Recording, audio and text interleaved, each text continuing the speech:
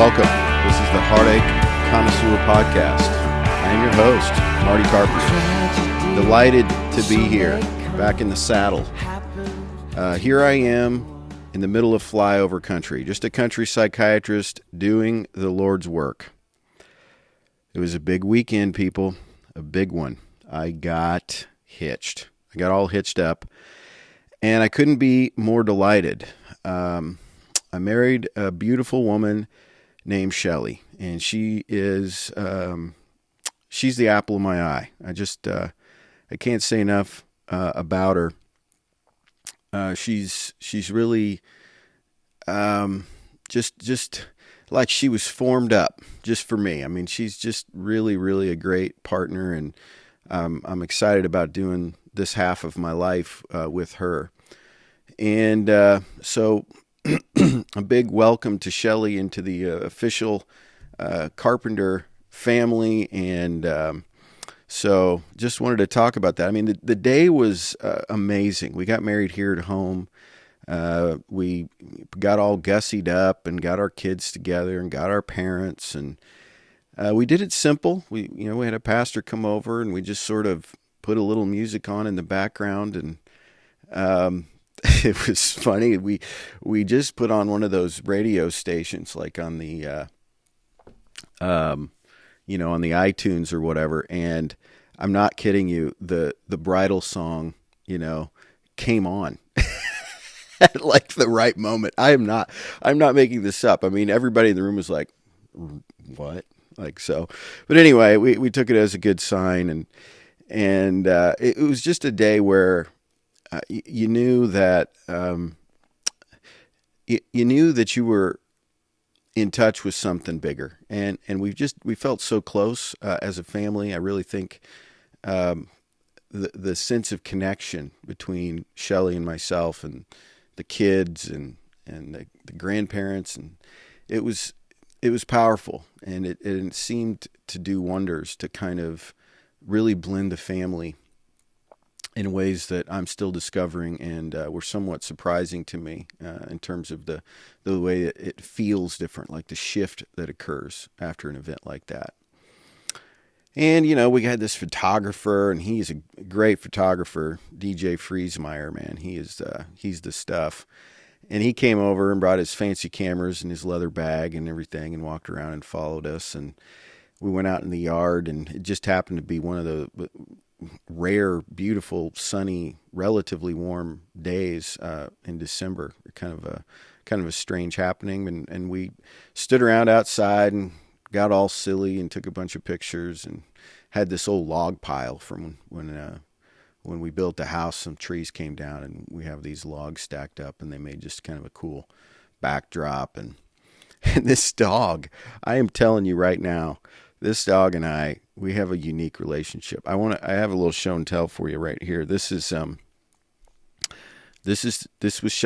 Asher's outfit. Our dog is a miniature poodle named Asher, and he wore this little bow tie, and I think it pissed him off a little. I'm not sure, but when we were outside taking pictures, that dog kept jumping up and going after my boutonniere. I had like this white rose right here, and the thing was trying to eat it right off my chest.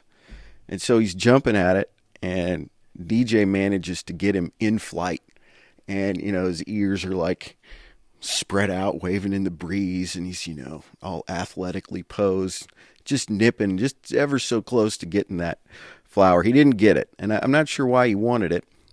And then later, we went out to this nice dinner at this lovely restaurant in Iowa City called Orchard Green. Just a lovely meal all the way around. Everything was perfect. And my nose kept itching. I'm like, what is the deal? Why?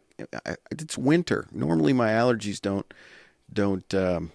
bother me. And I looked down, and it's the flower. I'm allergic to this stinking flower.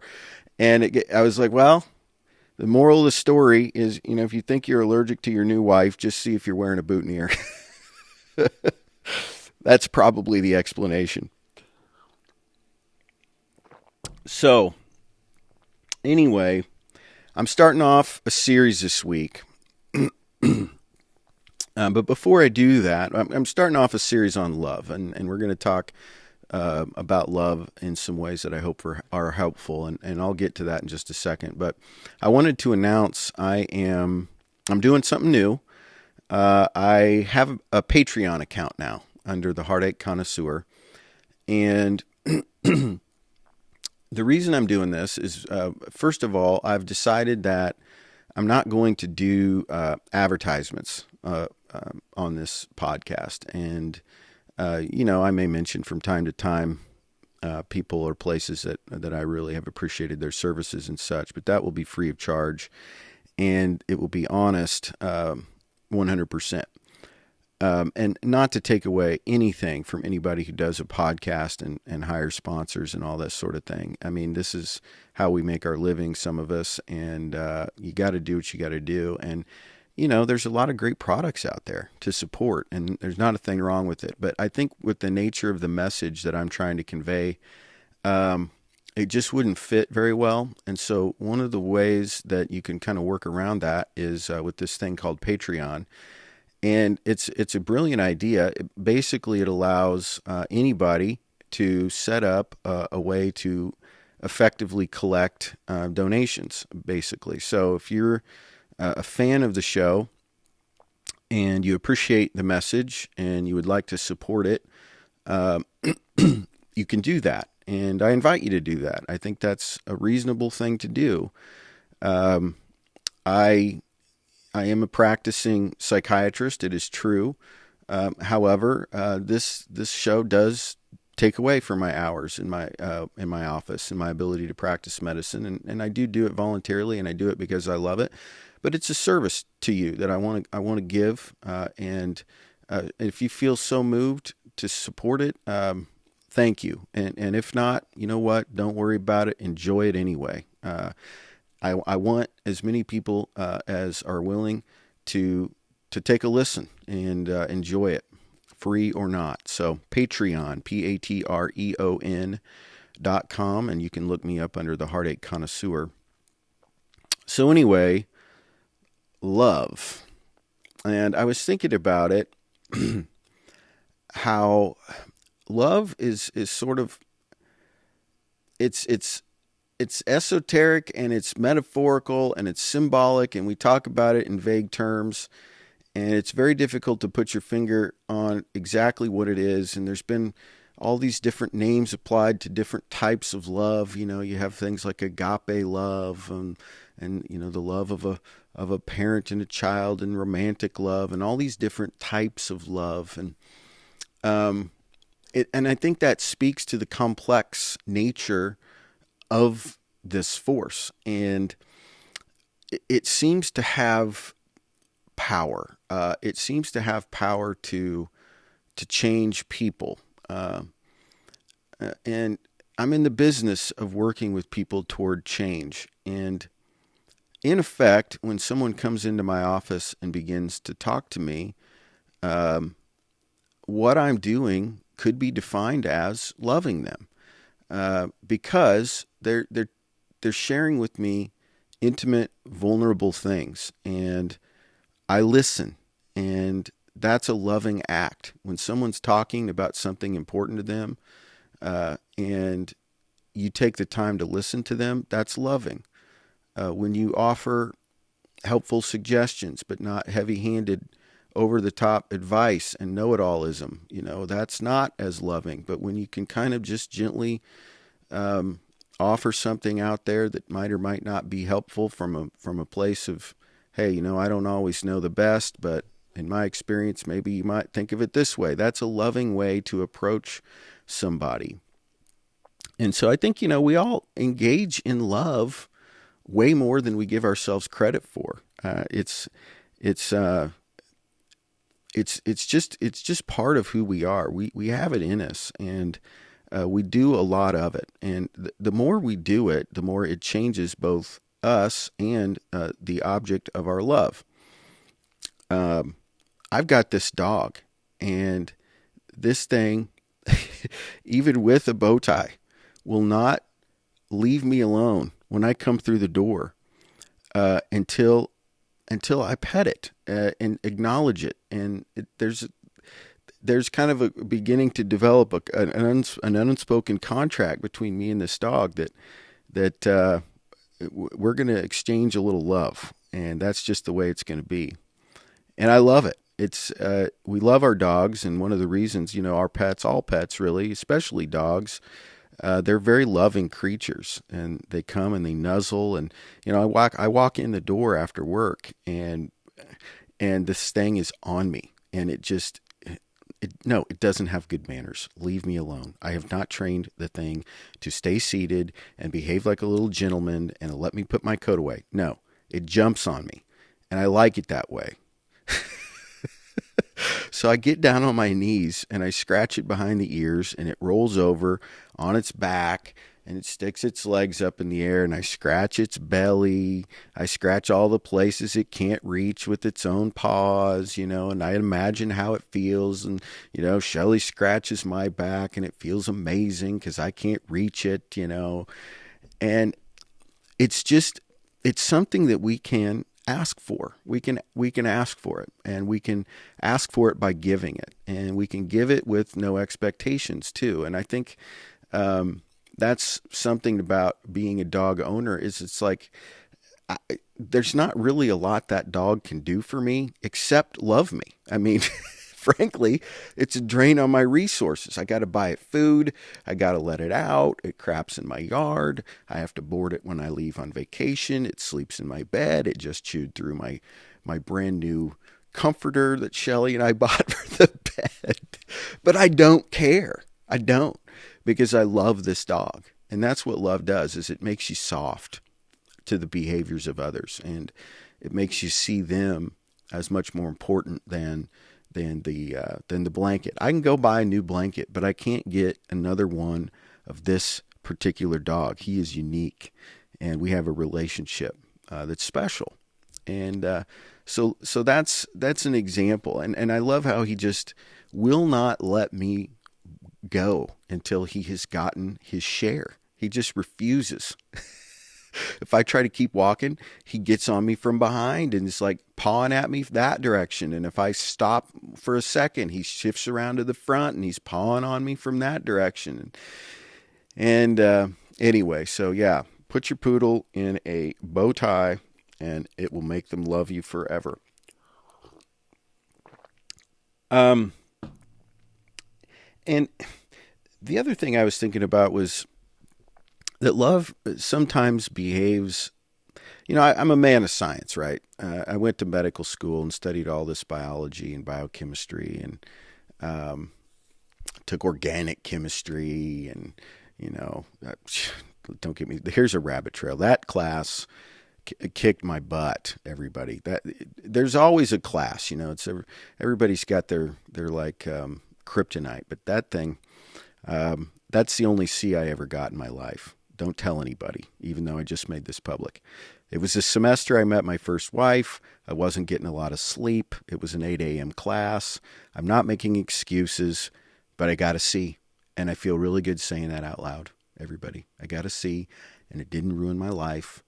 It didn't ruin my career. So all you gunners out there, that's what we used to call medical students who just couldn't rest and had to be studying all the time. We called them gunners. So all you gunners out there, take a deep breath.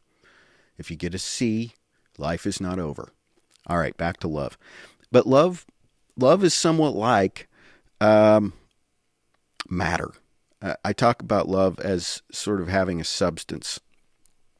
And matter comes in technically 4 different phases, but 3 that are commonly understood by us because it's part and parcel of the environment we live in, which is the solid, the liquid, and the gas. And so today is an exploration of love in terms of how it behaves like a solid. So what is a solid? A solid is something that keeps its shape. It's capable of supporting something. We make pillars out of solid material and beams and bricks, and you can use it to build things and it's hard. And I think the hardness speaks to the unbreakable nature of love, and it doesn't relent. It True love keeps its shape like a diamond, and it's something that it's harder than we are, if that makes any sense. Back to woodworking, one of the things we do in woodworking all the time, of course, and I'm sure everyone in the audience is at some time or another taking a piece of sandpaper to something. And sandpaper is covered in little random pieces of grit that are harder than wood. And when you rub the sandpaper on something softer, like the wood, it smooths it out. It shapes it. It softens its edges. It makes it more pleasing to the touch. And love is like a solid in that way. When we rub up against love, it makes us smoother. It makes us, I don't know, you know what I mean? It's like you can touch wood and it's smooth after it's been sanded, and it's almost a little bit magical. You look at the trees outside and you're like, how is that thing becomes a beautiful piece of furniture? And it's amazing. And you can take solids like chunks of wood from a tree, let's say, and you can build a home with it. You can build a house. And I think that that's a really interesting way of thinking about love, especially when you take the notion of the liquid and the gas, which we'll explore later on this week. But not to belabor that, I just wanted to sort of introduce that concept and talk about that just a little bit. And then back to this concept of a solid here. We have this double meaning. And so let's take it. Let's go ahead and run with it. It's no Shakespeare, but a solid can mean, a hard chunk of something, but a solid can also be a favor we do for somebody. And think of that as a loving act. A favor is a very good example. But what we do, what we do? We take it and we say, you owe me a favor. Well, that sort of cancels out the solid, you know what I mean? Love only works when it's offered up with really no expectation or coercion. And a favor is freely given. I'm going to do you a favor because I love you. I'm going to do something that's an imposition on me to help you out in some way. I'm going to loan you some cash. I'm going to jumpstart your car, or back where I'm from, I'm going to hook up a log chain to your truck and pull you out of the ditch because you went mudding in somebody's field. But that's what it is to do a favor for somebody. And I think that's an important piece. I think the coercion side of things, you can't make somebody love you. You can't force them into doing that. And in fact, the harder you try, the more they push back. It's all these fairy tales where we take the beautiful princess or whatever and we put her in the castle and keep her as our object, and that's not real love. It's love when the handsome prince comes along and gives her a kiss, and she comes to life, and they live happily ever after. Now, of course, everybody that's ever been married or in any kind of a relationship knows that happily ever after comes with a few caveats. But you get my point. Is that it's something that you can't make somebody do, and I think a lot about God, and it's important to me to kind of consider His ways as I live my life. And one of the things that's come to my awareness about the way God operates, and this is a very challenging concept, and it's taken me a long time to get my brain around this particular concept, is that I think one of the ways this gets confusing for us is that actually the ways that He hides Himself from us and the ways that He allows us the freedom to choose to not love Him is a loving act. Because if he were to show himself to us and make it so there was no doubt at all about who he was and what he was capable of, that would be coercive. It's sort of like, it'd be like having the dictator standing right over you and saying, you're going to do this and you're going to love me. And, you'd be like, okay, well, so you don't strike me with lightning. Okay, I'll do that. But that's not real love. And so, interestingly, it seems that the God of this universe cares about our affection being returned voluntarily. That's a key point. And I think that many of us are kind of sitting around waiting for the big cosmic apology from God because of all the suffering and such. But the great irony is that he's there all along, waiting to sort of relieve the suffering. Not necessarily avoid it altogether, but to provide some buffering, to be a solid, to grind us down, to be the thing that changes us. And when we focus on the love of God or the love of our spouse or a child or anything like that, it does change us. It's a powerful force, to be sure. So I invite you to consider that the whole concept of coercion, and how when we demand someone to return the favor, in a very real way, we cancel out the loving nature of that act. And when we give somebody something, be it an item or our time, we ought to do it freely. We ought to say, hey, if we give somebody a gift, it's theirs then. We don't get to say what they do with it. We don't get to say, hey, you know what? I did this for you, and I need you to now do this for me. And I'm gonna hold this over your head. I gave you a new car, and I'm gonna hold that over your head for the rest of our marriage or whatever. And so that's an important thing, because people feel that, and people don't like that. People want autonomy, and they want to feel free to operate in their environment unencumbered. And so one of the things that we can do for each other that's loving is to not encumber them, to not create restrictions on them in our environments. They come when they want to come. They go when they want to go. They do what they'd like to do, and you're happy for them because they're doing the thing that they like to do. Maybe he's outside cutting the grass and manicuring the lawn, and you're feeling a little bit resentful because there's work to be done inside and the kids. But you know what? It could be that he absolutely adores that activity, and a way to consider it would be, I'm going to love him by not subtly restricting his freedom to engage in that activity. And the inverse is also true. Maybe your wife really enjoys, let's say, a craft or something that's artistic in nature, and you don't see the value of artistic pursuits. It's not really your cup of tea. You'd rather watch football. You're not into, painting things and making scrapbooks.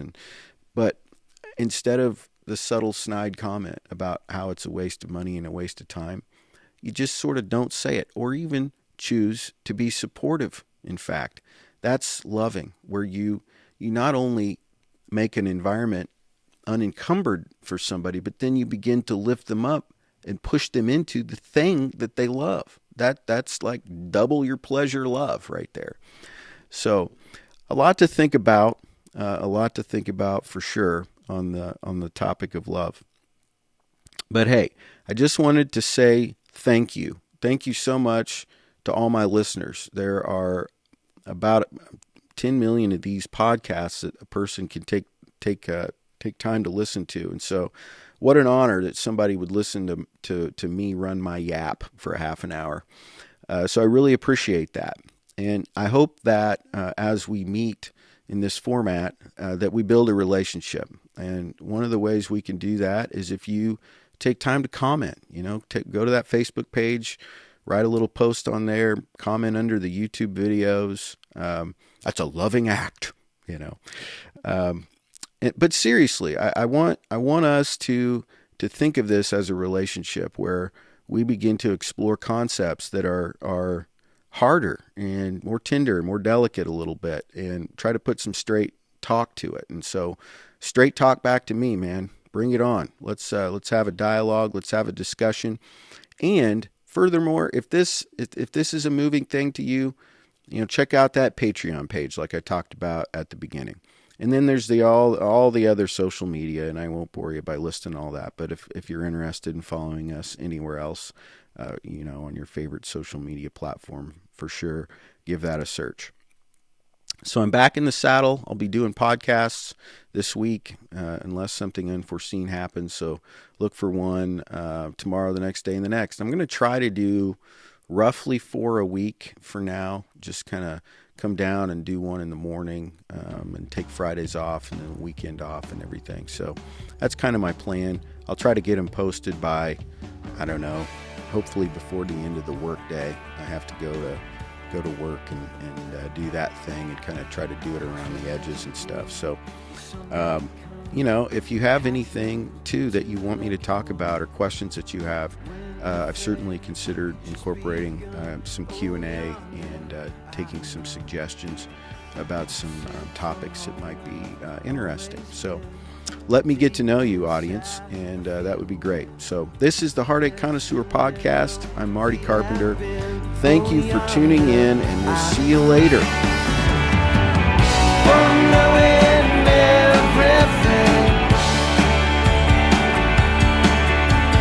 Something puts us on.